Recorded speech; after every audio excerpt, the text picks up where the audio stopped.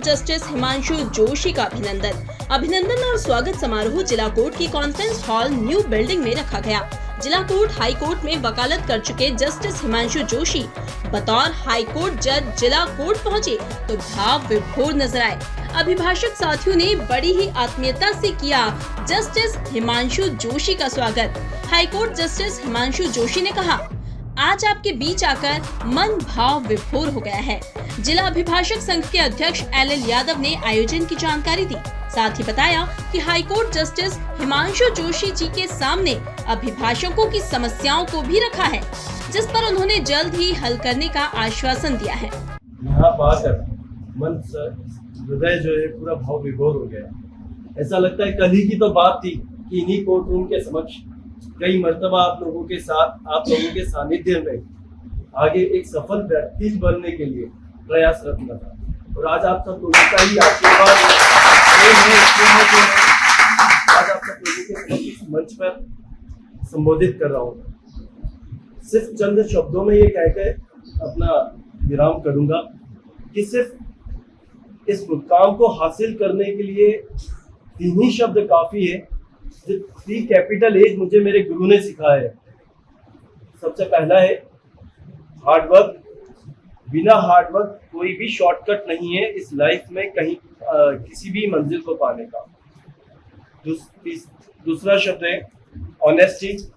अगर हमें हमेशा ऑनेस्टी रखना पड़ेगी हमारे क्लाइंट के साथ, हमारी फाइल के साथ, हमारे साथियों के साथ। तीसरा एच कैपिटल में बोलना चाहूंगा जो रहता है ह्यूमिलिटी। अगर हमने विनम्रता नहीं रखी, वो विनम्रता बेंच और बात दोनों के बीच में साथ में रखना बहुत जरूरी है। इन तीनों कैपिटल एच को साथ में रखने के बाद कोई भी ऐसी मंजिल नहीं है जिसको आप पा ना सके। बस अपने शब्दों को यही विराम देना चाहूंगा।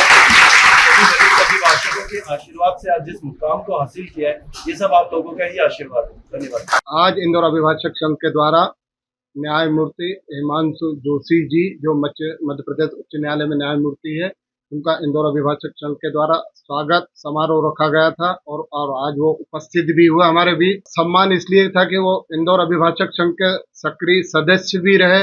काफी समय तक जिला न्यायालय माननीय उच्च न्यायालय में वकालत भी की और वकालत करते हुए हुई उनका डायरेक्ट जो है माननीय उच्च न्यायालय में नियुक्ति हुई।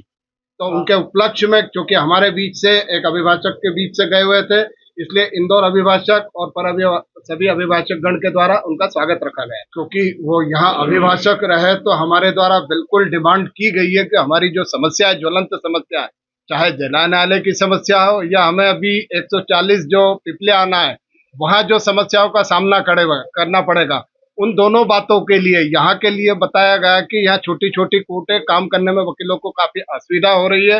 कोर्ट से बाहर निकले तो वो कॉरिडोर में जिस तरह से आपने देखी होगी अलमारियां रखी हुई, तो एक दूसरे को क्रॉस करना नामुमकिन है।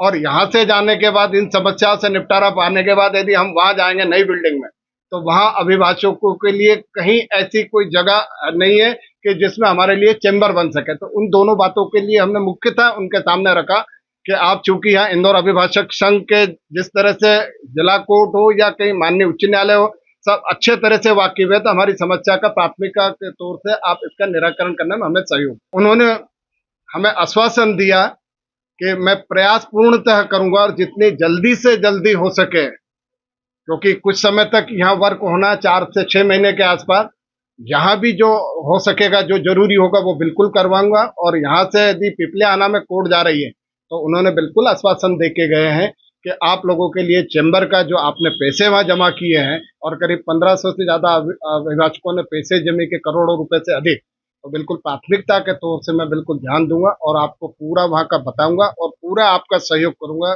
जिससे कि आपको उसका समर्थन मिले और आपको सहयोग बिल्कुल देता रहूंगा।